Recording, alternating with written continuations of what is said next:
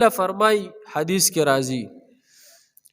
رسول الله مبارک وی چې زه د الله تعالی اخیری پیغمبر می زمانه پس بل پیغمبر راتلو ولا نشتا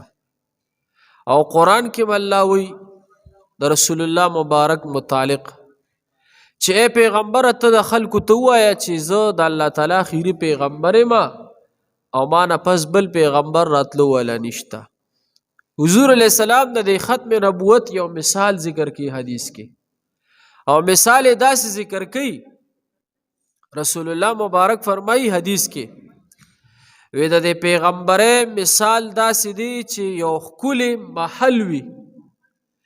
او د هغه محل چې د بهر نکم خاص او زینت وی نو داغي چې اخیره کما خخته پاتې وی اخیره خخته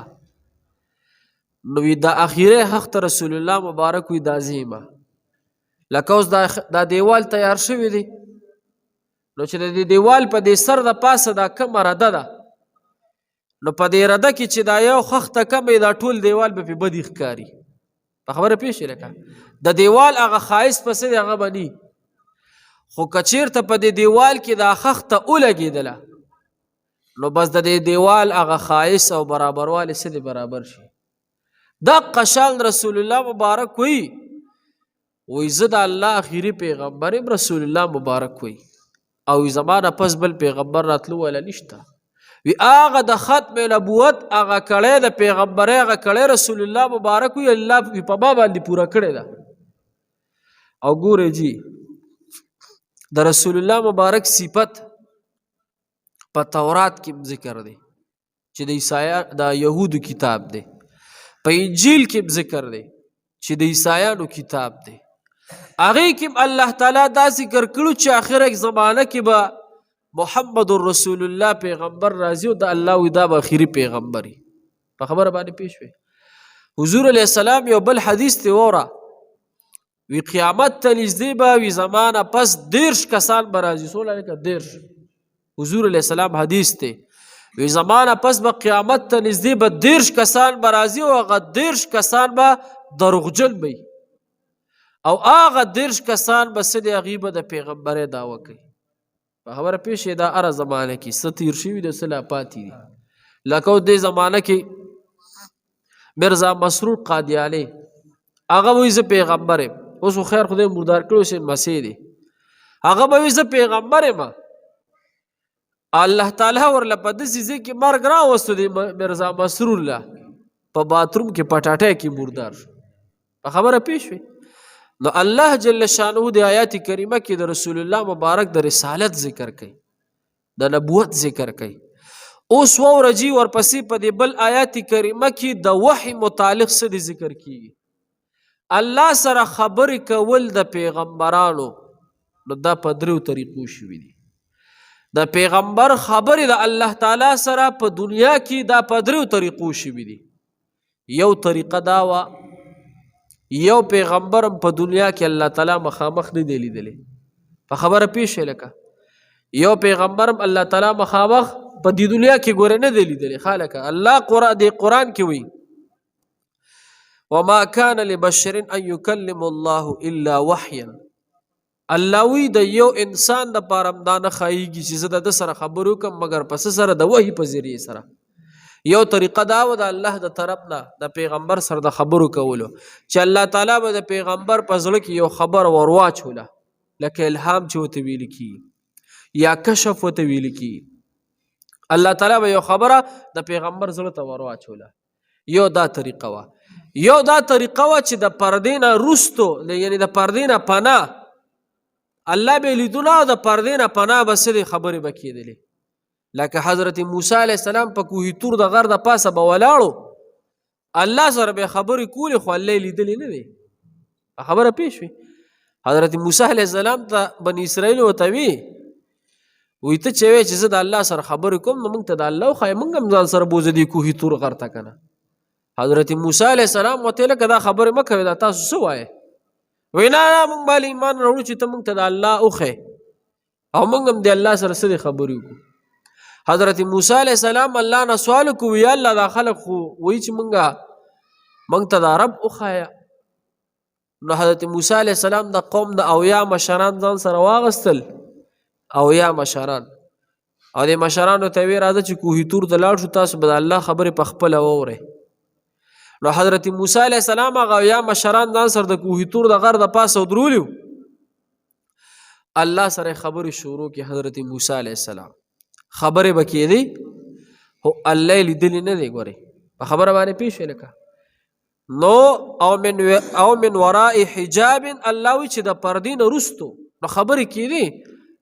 حضرت موسی علیه السلام د الله سره خبرې کولې، الله حضرت موسی علیه السلام سره خبرې کولې. نو دې کې د بني اسرائیل ورته وی دا د مشرانو وی دا موږ نه منو، دا که تا وي د دې غره د شاته څوک ودرولي او تعالی اواز درکوي، دا که تا د دې غره د شاته څوک ودرولي. حضرت موسی علیه السلام ورته داسې عجیبه عجیبه خبرې مه کوئ، د الله قهر به در باندې نازل شي. وایي موږ به دا منو چې ته موږ ته د الله تعالی سره مخامخ وښیې. الله جل شانه په هر څه قادر دی. حضرت موسی علیه السلام الله ته سوال وکړو، یا الله دا خلک وایي چې ته موږ ته خپل ځان مخامخ وښایه. الله حضرت موسی علیه السلام ته ما نشي لیدی په دې دنیا کې، په دې دنیا کې ته ما نشي لیدی. خو حضرت موسی علیه السلام بار بار اصرار کول، ته قام ورته وي چې شابه موږ ته د الله مخامخ وښایه، بل ایمان نه وړو چې ته موږ ته الله وښایې. نو چې کله الله جل شانه د خپل تجلیاتونه معمولی ذره تجلی د غر د پاسه کېښودل، الله موسی علیه السلام ته وی زه د خپلو تجلیاتو نه معمولی ذره تجلی د غر د پاسه اکدم که د غر هغه برداشت کړله خو ما به ووینې، او که د غر هغه تجلی برداشت نه کړه، هغه نوري برداشت نه کړو، بیا ما نشي لیدی. نو الله قرآن کې وی چې کله تجلی په غر باندې الله تعالی د خپل قدرت کېښودله، غر زره زره لاړ. خبره پیښ وي. او یا کسان چې ټول د ټکې مړه شو، تجلی چا برداشت کولی شي؟ د الله جل شانو نور تجلی ته څوک نشي برداشت کولی، او نو دا سترګې چې دی دا د هغې قابلې دي. حضرت موسی علیه السلام بې هوشه راپرېوتو، چې کله هوش کې راغی الله له سوال وکړو، یا الله هغه اویا کسان خو ټول مړه پراته دي، دا به څه کېږي خدایه؟ وی یا الله دا چې زه اوس قام ته لاړ شم نو د قام خلک بوی چې تا زموږ نه مشران بوتل هلته یې راله مړه کړل، خدای دا راته واپس را ژوندي کړي. نو الله خو په هر څه قادر دی، هغې ورته واپس ژوندي کړل. نو مقصد مې دا دی چې حضرت موسی علیه السلام به د الله سره خبرې کولې، خو د پردې نه شاته. په خبره پوه شئ؟ الله یې لیدلی نه دی. او دریم نمبر د الله تعالی سره د خبرو کولو یو دا شی چې هغه وحي ده. څه ده؟ لکه وحي ده. او وحي بنده شوې ده وروره.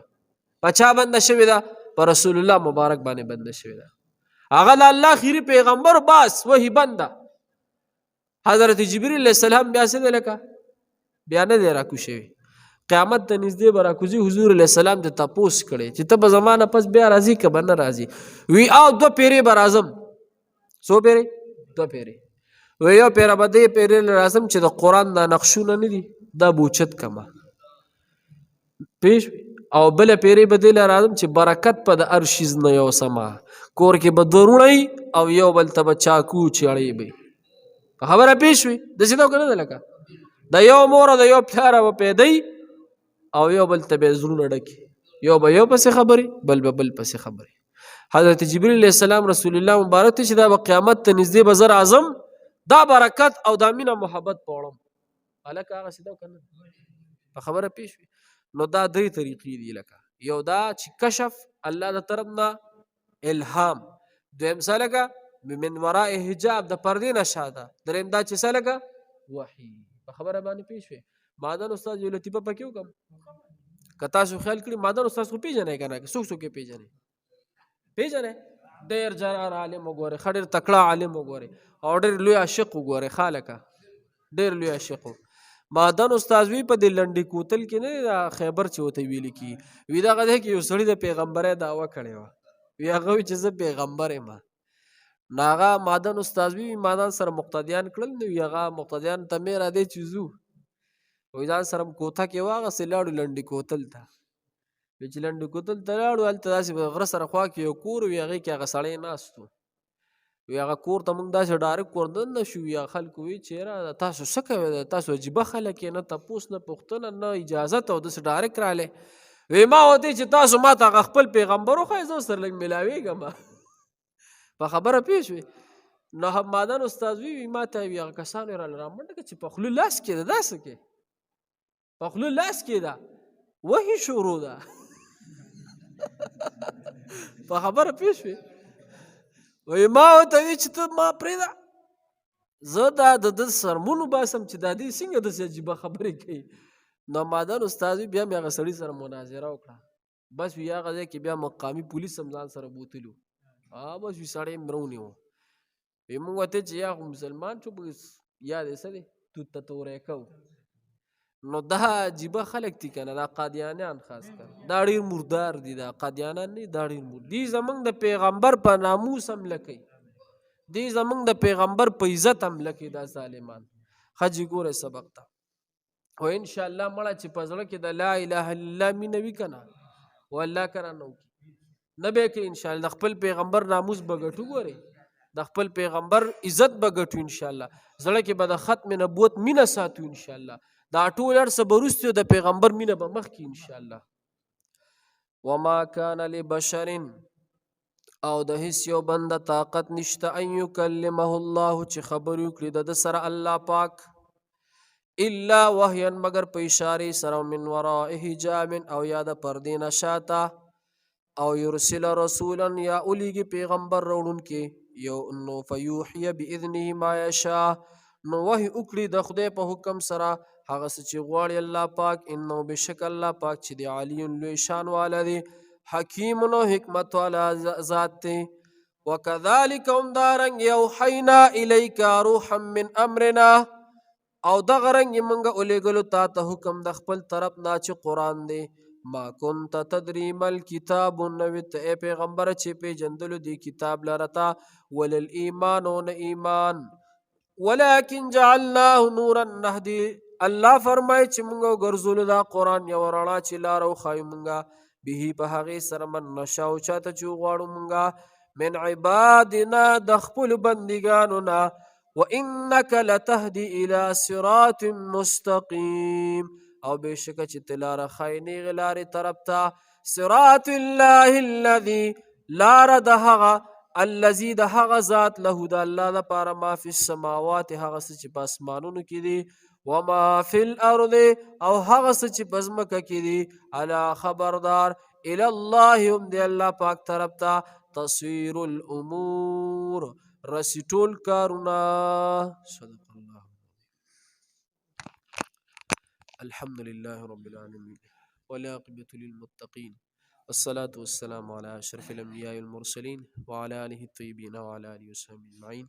اللهم صل على سيدنا محمد وعلى آل سيدنا محمد وبارك وسلم عليه صلى الله على النبي الأمين صلى الله على سيدنا محمد وعلى آل سيدنا محمد صلى الله على محمد النبي الأمي وعلى آله وسلم تسليما یا الله مونږ چې دا کم درس وکړو په خپل دربار کې قبول کړي خدای که زموږ نه څه کمی شي مونږ ټول معاف کړي یا الله زموږ د ټولو نه راضي شي یا الله زموږ د ټولو په حال باندې رحم وکړي یا الله د جمعې مبارکه شپه ده خدای زموږ د ټولو نه راضي شي یا الله زموږ د ټولو مغفرت نصیب کړي یا الله زموږ د ټولو مغفرت نصیب کړي صغیره کبیره قصدن مدن خطان ګناهونه خدای مونږ ټولو ته معاف کړي یا الله مونږ ټولو ته معاف کړي خدای مونږ ټول تا نه د خپلو ګناهونو معافي غواړو خدای زموږ د ټولو ګناهونه معاف کړي یا الله زموږ د ټولو نه راضي شي حاضرین چې کوم ملګري خدای د چا څه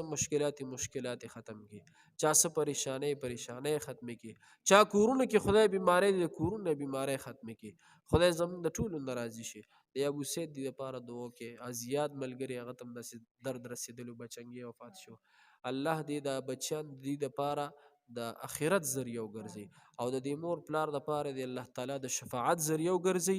او د دې نه پس د ابو سید ته او دغه شان زیات ملګري ته د الله تعالی ښایسته ښکلې نیک عمله نیک فرزند اولاد نصیب کړي د چا چې بچیان نشته یا الله ښه ډېر بچیان وله ورکړي نیک عمله نیک فرزند ښکلي صحیح سالم بچیان ورته ورکړي چا شته د خدای ته نیک عمله کې حفاظت وکړي وصلی الله تعالی علی خیر الخلق محمد و آله وصحبه اجمعین.